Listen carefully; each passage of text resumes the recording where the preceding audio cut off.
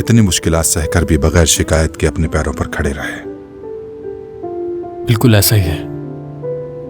वो बहुत वफादार लोग हैं और ये वाकई आसान नहीं था।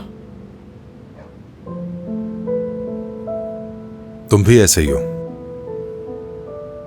और मुझे खुशी है कि कादिर को तुम जैसा दोस्त मिला। बहुत शुक्रिया। हम भाइयों से बढ़कर हैं कमाल अंकल, और मैं हमेशा उसके साथ हूं।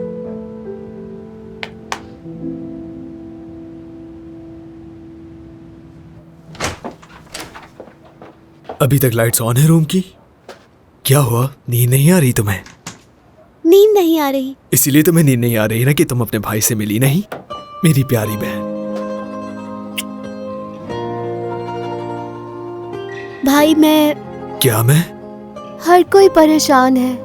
मतलब मॉम, आप और मैं दादी को नहीं पहचान सकते। पता नहीं बाबा वहाँ किस हाल में होंगे।